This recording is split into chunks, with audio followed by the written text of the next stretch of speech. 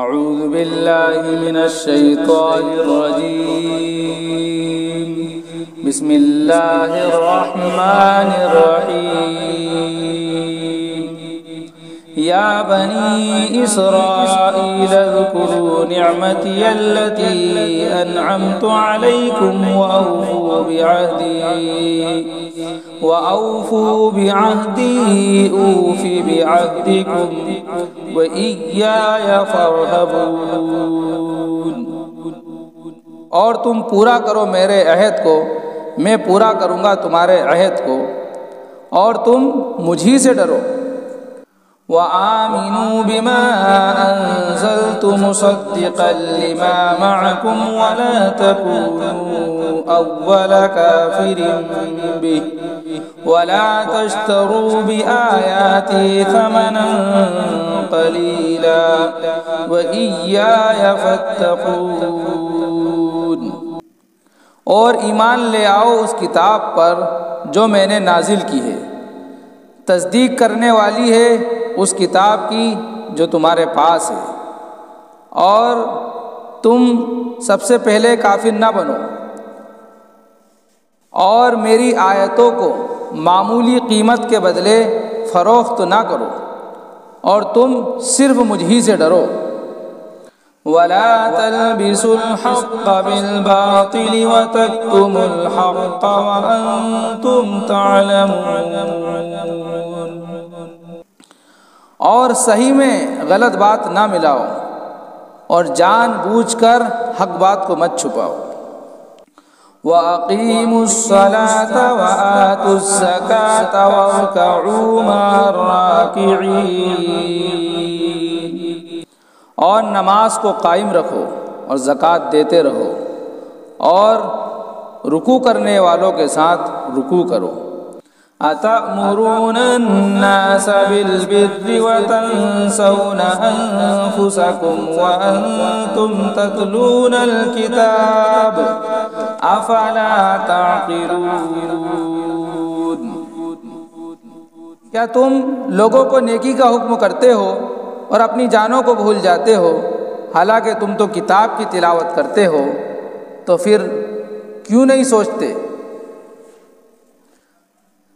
وَاسْتَعِينُوا بِالصَّبْرِ وَالصَّلَاةِ وَإِنَّهَا لَكَبِيرَةٌ إِلَّا عَلَى الْخَاشِعِينَ۔ اور مدد طلب کرو صبر اور نماز سے، یقیناً وہ دشوار ہے مگر عاجزی کرنے والوں پر دشوار نہیں ہے۔ الذين يظنون أنهم ملاقو ربهم وأنهم إليه راجعون۔ جن کو یہ خیال ہے کہ وہ اپنے رب سے ملاقات کرنے والے ہیں، اور اس بات کا بھی خیال ہے کہ وہ اسی کی طرف لوٹ کر جانے والے ہیں۔ یہ 7 آیتیں ہیں جن میں یہودیوں کو خطاب ہے۔ آیت نمبر 40 سے لے کر 123 تک یہودیوں سے مفصل خطاب ہے، اور اس مفصل اور تفصیلی خطاب کا یہ پہلا حصہ ہے جو 7 آیتوں پر مشتمل ہے۔ ان 7 آیتوں میں سے 3 آیتوں میں ایمان کی اور عقائد کی دعوت دی گئی ہے، جس کا تفصیلی بیان آپ سن چکے ہیں۔ پہلی 3 آیتوں میں ایمان اور عقائد کی دعوت دی ہے، اور دعوت دینے کا جو اسلوب اختیار کیا ہے وہ اسلوب مشفقانہ اور مربیانہ ہے، اور ہمدردی والا اسلوب ہے۔ اللہ کے نبی حضرت محمد مصطفیٰ صلی اللہ علیہ وسلم کے کئی نام ہیں، آپ کے علاوہ کسی اور پیغمبر کے 1 سے زائد نام نہیں ہیں سوائے حضرت یعقوب علیہ السلام کے۔ یعقوب علیہ السلام کا ایک دوسرا نام اسرائیل تھا۔ ایل کے معنی اللہ اور اسرا کے معنی بندہ، جس کا ترجمہ ہوگا اللہ کا بندہ۔ اور یہ عبرانی زبان کا لفظ ہے۔ یہاں پر یا بنی یعقوب کے خطاب سے بھی بات کی جا سکتی تھی، لیکن نام کو چھوڑ کر اس صفاتی نام کو ذکر کیا ہے جس میں شرافت ٹپک رہی ہے، شرافت کا پہلو نمایاں کیا جا رہا ہے، اور اس بات کو بیان کیا جا رہا ہے کہ اے بنی اسرائیل، یاد کرو میرے وہ احسان جو میں نے تم پر کیے، یاد کرو میری وہ نعمتیں جو میں نے تم پر کی۔ دو طرح کے لوگ آباد تھے، ایک تو مشرکین جو بت پرست تھے، اپنے آبا و اجداد کے دین پر قائم تھے، دوسرے وہ جو گزشتہ انبیاء کی کتابوں پر ایمان رکھتے تھے، گزشتہ انبیاء کی تعلیمات پر ایمان رکھتے تھے، اور ان لوگوں میں دو طرح کے لوگ تھے۔ ایک تو یہودی تھے جو موسیٰ علیہ السلام کو نبی مانتے تھے اور حضرت عیسیٰ علیہ السلام کو نبی نہیں مانتے تھے۔ دوسرے نصارہ جو عیسیٰ علیہ السلام کو تو نبی مانتے تھے لیکن موسیٰ علیہ السلام کو بحیثیت معصوم نبی کے نہیں مانتے تھے۔ تو یہ دو تھے، یہودی اور نصارہ، جن کو قرآن کریم نے اہل کتاب کے نام سے ذکر کیا ہے۔ یہاں پر یا بنی اسرائیل کہہ کر جو ان سے خطاب کیا جا رہا ہے، اس میں اس بات کو نمایاں کیا جا رہا ہے کہ اے بنی اسرائیل، تم تو ایسے باپ کی اولاد ہو جو اللہ کی وحدانیت کا پرستار تھا، اللہ کی وحدانیت کا قائل تھا، اسی کی مرضی پر، اسی کے احکام پر زندگی گزارنے والا تھا، اسی کی مرضی کی پاسداری کرنے والا تھا، اور پورا کرو میرے عہد کو، تو میں تمہارے عہد کو پورا کروں، پورا کرو میرے عہد کو۔ یعنی توریت کے اندر اللہ تعالیٰ نے جو عہد لیا تھا اس عہد کو پورا کرو۔ وہ عہد کیا تھا آگے چل کے اسی آیت اسی صورت میں ہے، وَلَقَدْ أَخَذْنَا مِيثَاقَ بَنِي إِسْرَائِيلَ لَا تَعْبُدُونَ إِلَّا اللَّهَ، کہ اللہ کے علاوہ کسی کی عبادت نہ کرو۔ اور سورہ مائدہ میں ایک جگہ عہد ہے کہ وَآمَنْتُمْ بِرُسُلِي وَعَزَّرْتُمُوهُمْ، کہ اللہ تعالیٰ نے بنی اسرائیل سے عہد لیا کہ تم میرے پیغمبروں پر ایمان لاؤ گے اور وَعَزَّرْتُمُوهُمْ، اور ان کی مدد کرو گے۔ تو اسی عہد کو یہاں پر یاد دلایا جا رہا ہے، حالانکہ اس عہد میں اور بھی چیزوں کا ذکر ہے۔ یہاں پر جو عہد پورا کرنے کی بات کی جا رہی ہے وہ صرف اتنی ہے، محمد رسول اللہ صلی اللہ علیہ وسلم آخری نبی ہیں، ان پر ایمان لاؤ۔ اللہ تعالیٰ نے وہاں پر فرمایا تھا وَآمَنْتُمْ بِرُسُلِي، میرے تمام رسولوں پر ایمان لانا، وَعَزَّرْتُمُوهُمْ، اور ان کی مدد کرنا، ان کا تعاون کرنا۔ تو اب تم قرآن کریم پر عمل نہیں کرتے، اس کو نہیں مانتے، نہ مانو، تو توریت میں جو اللہ تعالیٰ نے عہد لیا ہے اس کو پورا کرو۔ اور وہ عہد کیا ہے کہ آخری نبی پر ایمان لاؤ، اور آخری نبی کی علامتیں نشانیاں تمہیں پتہ ہیں، لوگوں کو بتاؤ۔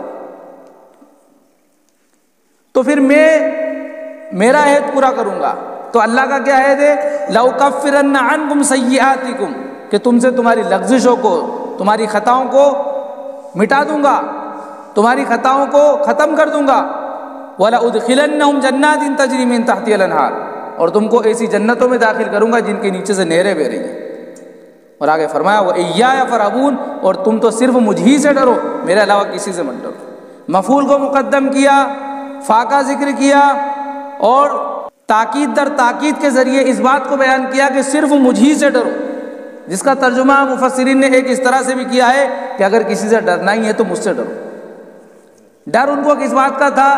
ڈر ان کو اس بات کا تھا کہ ان کے جو معتقدین تھے، ان کے ماننے والے تھے، اگر ان کو یہ بتا دیتے کہ یہ آخری نبی ہیں تو پھر ان کے پاس، یہودیوں کے پاس، یہودیوں میں یہودی علماء کے پاس جو ان کے معتقدین ہدیہ تحفہ لے کر آتے تھے، اگر وہ بتا دیتے کہ یہ آخری نبی ہیں تو پھر ہدیہ تحفے بند ہو جاتے۔ تو ڈر تھا ان کو کہ ہمارے معتقدین ہم سے ناراض ہو جائیں گے، ہمارا ساتھ چھوڑ دیں گے، ہدیہ تحفے آنا بند ہو جائیں گے۔ تو کہا اس سے مت ڈرو بلکہ مجھی سے ڈرو۔ وَآمِنُوا بِمَا أَنزَلْتُ مُصَدِّقًا لِمَا مَعَكُمْ، اور ایمان لے آؤ اس کتاب پر جو میں نے نازل کی ہے، یعنی قرآن کریم پر ایمان لے آؤ۔ اور یہ قرآن کریم تو جو کتاب تمہارے پاس ہے توریت، اس کی تصدیق کرنے والی ہے، اس کو جھٹلا نہیں رہی ہے۔ لیکن قرآن کریم کے اندر دیگر جگہوں پر دیگر آیتوں میں یہ بیان کیا ہے کہ ان کتابوں میں تحریف کر دی گئی، یہودیوں نے تحریف کر دی ان کے اندر۔ تو یہاں پر جو تحریف شدہ کتاب ہے ان کی تصدیق کرنے والی نہیں ہے، جو کتاب اللہ کی طرف سے نازل ہوئی تھی، جو احکامات ان میں اللہ تعالیٰ نے عطا فرمائے تھے، ان کی تصدیق کرنے والی ہے۔ اور خاص طور سے یہ حکم کہ تم آخری نبی پر ایمان لے آؤ، اس کی تصدیق کرنے والی ہے۔ تو یہ تو وہی احکام بتا رہی جو تمہاری کتاب میں ہے، تو تمہارا فریضہ بنتا ہے کہ تم ایمان لے آؤ۔ اور سب سے پہلے کافر مت بنو۔ میں نے بتایا تھا کہ کافر پہلے بنو یا بعد میں بنو، انجام تو جہنم ہے۔ پہلے بنو گے تو بھی جہنم ہے، بعد میں بنو گے تو بھی جہنم ہے۔ اللہ تعالیٰ نے یہاں پر فرمایا اولا کافر بھی، کہ سب سے پہلے کافر مت بنو۔ مطلب یہ ہے کہ اگر تم سب سے پہلے کافر بنو گے تو جتنے لوگ تمہیں دیکھ کر کافر بنیں گے سب کا وبال تمہارے اوپر ہوگا۔ یہیں سے مسئلہ نکلا ہے کہ اگر کوئی انسان اچھائی کو ایجاد کرتا ہے اور جتنے لوگ اس اچھائی پر عمل کرتے ہیں سب کا ثواب اس کو ملتا ہے، اور ان عمل کرنے والوں کے ثواب میں کوئی کمی نہیں ہوتی۔ اسی طرح جو برائی کا راستہ ایجاد کرتا ہے، کسی گناہ کا راستہ ایجاد کرتا ہے، جتنے لوگ اس پر عمل کرتے ہیں سب کو وبال اس ایجاد کرنے والوں کو ملتا ہے، اور ان کے وبال میں کوئی کمی نہیں ہوتی۔ اور یہ بہت اہم مسئلہ ہے کہ ہم کوئی کام کر رہے ہوں، کسی کام میں پہل نہ کریں، پہل کریں تو سوچ سمجھ کر کریں، کہیں یہ عمل جس کی ہم پہل کرنے جا رہے ہیں یہ گناہ کا تو نہیں ہے، اللہ کی مرضی کے خلاف تو نہیں ہے، نبی کی تعلیمات اور نبی کے طریقوں کے تو خلاف نہیں ہے۔ یہ بہت سوچ سمجھ کر قدم اٹھانے کی ضرورت ہے، اس لیے کہ جو کام ہم کرنے جا رہے ہیں وہ ہم نے دیکھا نہیں، ہمیں اس کا علم نہیں ہے، تو اس سے بچنا چاہیے، اور اگر کر رہے ہیں تو پھر سوچ سمجھ کر کرنا چاہیے۔ وَلَا تَشْتَرُوا بِآيَاتِي ثَمَنًا قَلِيلًا، اور میری آیتوں کو چند معمولی سکوں کے بدلے فروخت نہ کرو۔ توریت میں جو احکامات تھے یہودی ان کا مطلب کچھ اور بتا دیا کرتے تھے، ان کی تعویلات کر دیا کرتے تھے، اس لیے کہ ہدیے تحفے تو آتے تھے، اور اس کا بخوبی اندازہ ہو سکتا ہے اگر ہم غور کریں تو اس دور میں بھی بہت سارے لوگ ہدیے تحفے لے جاتے ہیں عدالتوں کے اندر، وکیلوں کے ذریعے یا کسی اور کے ذریعے، تاکہ فیصلہ ہماری طرف ہو جائے۔ ناجائز مقدمات جیتنے کے لیے بہت رشوتیں کھلاتے ہیں تاکہ فیصلہ ہمارے حق میں ہو جائے۔ تو یہ صحیح ان لوگوں کا کام تھا یہودی علماء کا کہ وہ معاملہ کچھ اور تھا، بتاتے تھے کچھ اور اس کی تعویل کر دیا کرتے تھے۔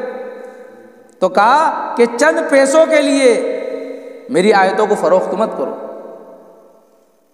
تو اس کا یہ مطلب نہیں ہے کہ زیادہ کے بدلے فروخت کر دو، چند پیسوں کے بدلے فروخت نہ کرو بلکہ زیادہ کے بدلے فروخت کر دو، یہ مطلب نہیں ہے۔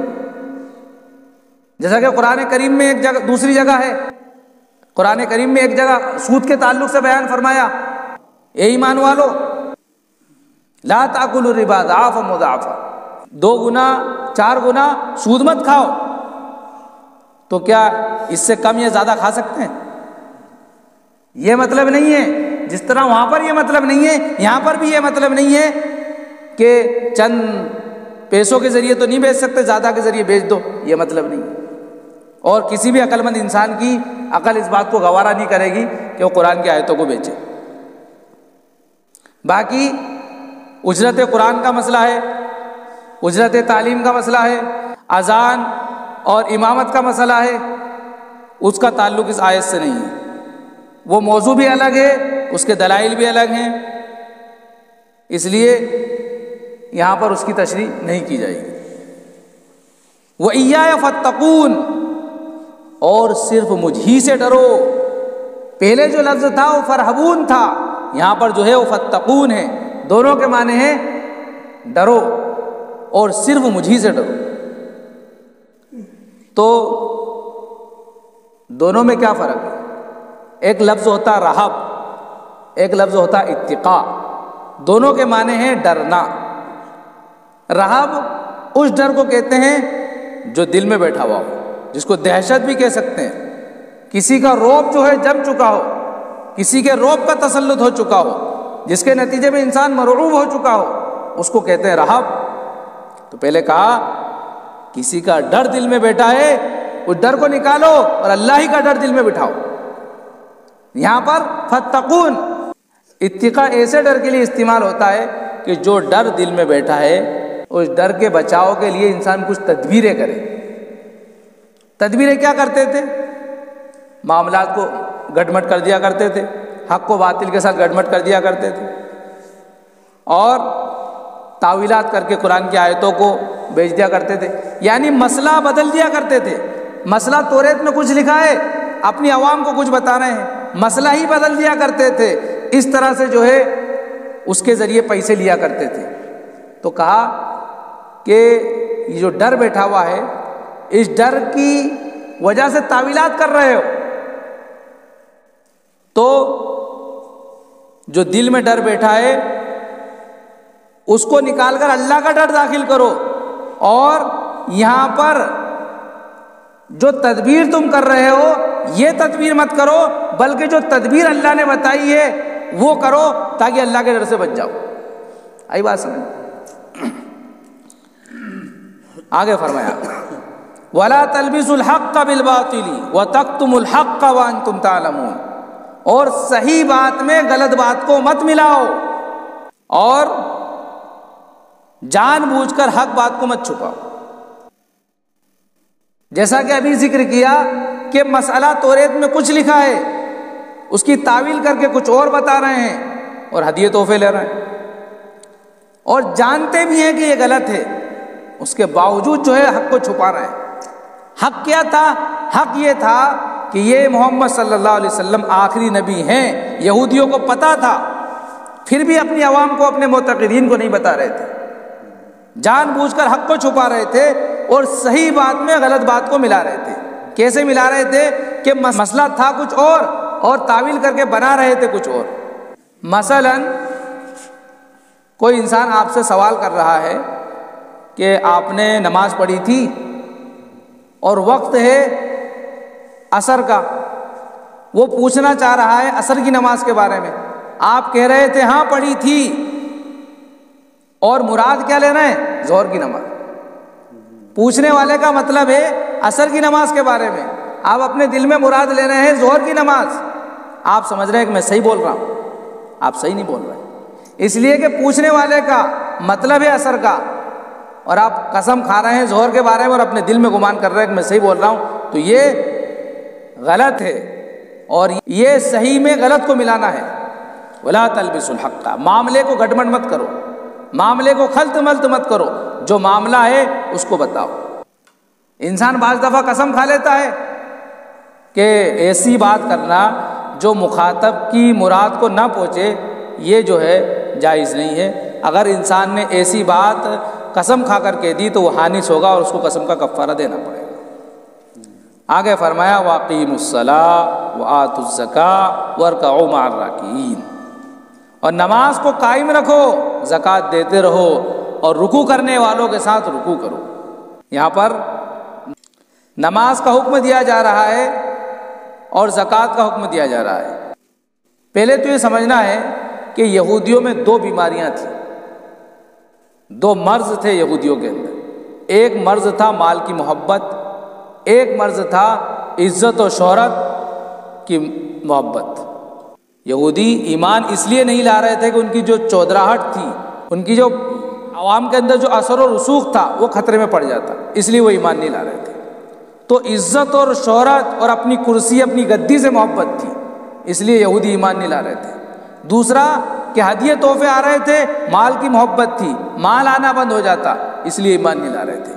تو یہاں پر دو چیزوں کی دعوت دی، اقیموا الصلاۃ آتوا الزکاۃ، کہ نماز قائم کرو اور زکوٰۃ دیتے رہو۔ اس لیے کہ نماز قائم کرو گے، اللہ کے سامنے جھکو گے، اور نماز عبادت ہے ایسی جس میں اپنے آپ کو انتہائی درجے کا ذلیل بنا کر اللہ کے سامنے پیش کیا جائے، اور اللہ کی انتہائی عظمت اور انتہائی فرما برداری کو اپنے دل میں جو ہے بٹھایا جائے، اس کا نام ہے نماز۔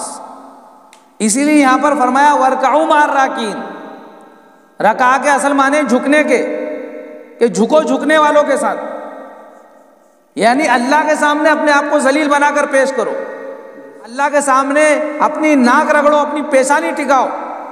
جب تم اللہ کے سامنے ذلیل ہو گے تو پھر جو تمہارے اندر عزت کی اور شہرت کی جو محبت ہے، جو گدی سے محبت ہے، اپنی چودراہٹ سے اور اپنی پٹیل گیری سے جو محبت ہے، اس کی محبت نکل جائے گی اور پھر اللہ کی محبت آ جائے گی۔ اس لیے کہ جو انسان اللہ کے سامنے اپنے آپ کو ذلیل بنا کر پیش کرتا ہے وہ تکبر سے بری رہتا ہے، اس کو کوئی عزت کرے یا نہیں کرے اس کی فکر نہیں رہتی۔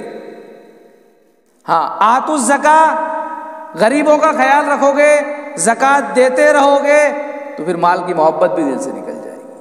جو دونوں بیماریاں تھیں، دونوں بیماریوں کا علاج بتا دیا۔ اقیموا الصلاۃ آتوا الزکاۃ، یقیناً ہے ہی نماز سب سے بڑی دولت۔ جو انسان نماز پڑھتا ہے اللہ تعالیٰ اس کی رزق کی تنگی دور کر دیتے ہیں نا۔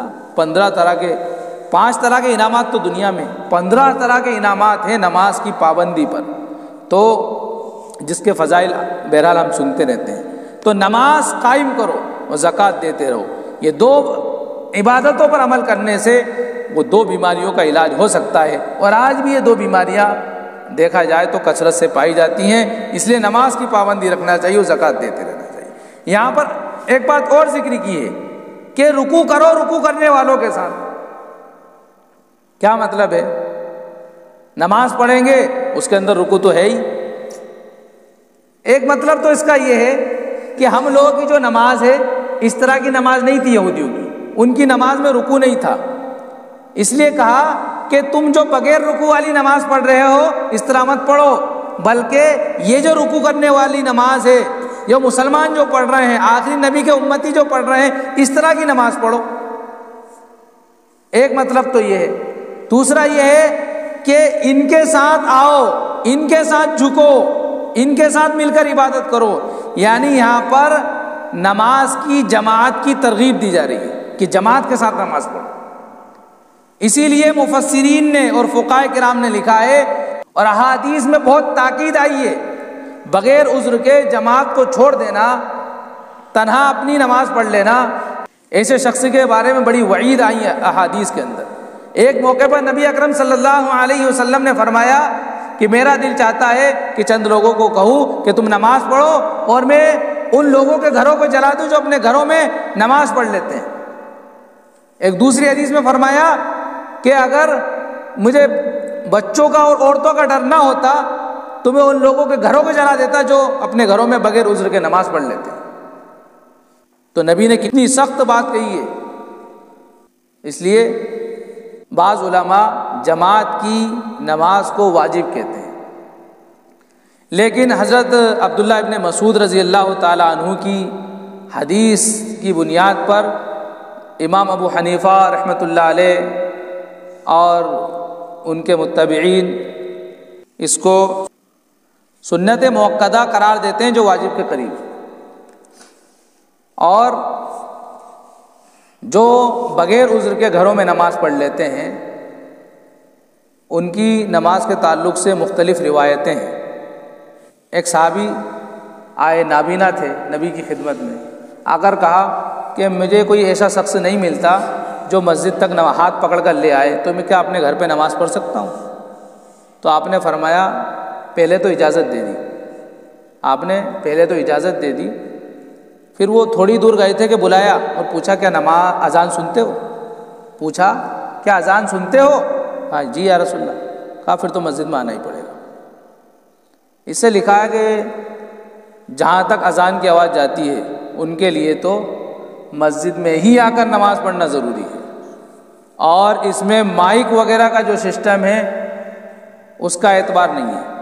ایک معتدل آواز والا آدمی چھت پہ کھڑے ہو کر اذان دے اور اس کی آواز کتنی دور تک جا سکتی ہے، وہاں تک کہ لوگوں کو مسجد میں آ کر نماز پڑھنا ضروری ہے، سنت مؤکدہ ہے جو واجب کے قریب ہے۔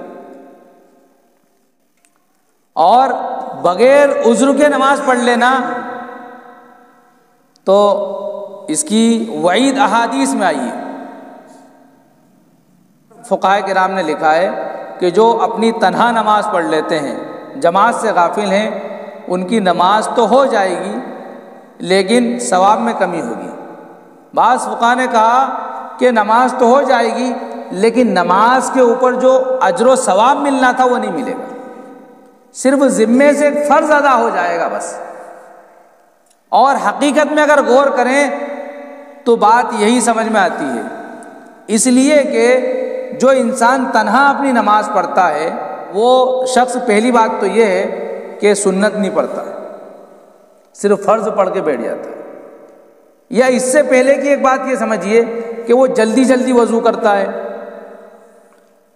اور جلدی جلدی جو ہے فرض پڑھ کر بیٹھ جاتا ہے، سنت بھی وہ نہیں پڑھتا۔ یا یوں سمجھ لیجئے کہ وہ سنت بھی پڑھتا ہے، فرائض بھی پڑھتا ہے، لیکن وہ ہر چیز کی رعایت نہیں کرتا، ہر چیز کی رعایت نہیں رکھتا، جلدی جلدی پڑھ لیتا ہے۔ اس کے مقابلے میں جو شخص وضو کر کر مسجد میں آتا ہے اور امام کے ساتھ نماز پڑھتا ہے، وہ اطمینان سے نماز پڑھتا ہے، اعتدال ارکان کی رعایت کرتے ہوئے نماز پڑھتا ہے، تو اس کا ثواب 25 درجے 27 درجے تک پہنچ جاتا ہے۔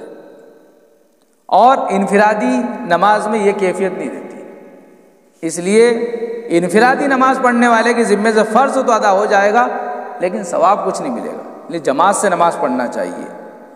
اور بھی ایک حدیث میں فرمایا کہ جس انسان کا گھر مسجد کے پڑوس میں ہے اور وہ مسجد میں آ کر نماز نہ پڑھے اس کی نماز ہوگی ہی نہیں۔ تو بعض علماء نے ان احادیث کو بنیاد بنا کر جماعت کو واجب قرار دیا ہے جو فرض کے درجے میں ہے، اور بعض نے سنت مؤکدہ قرار دیا ہے جو واجب کے قریب ہے، سنن ہدا میں سے اس کو شمار کیا ہے۔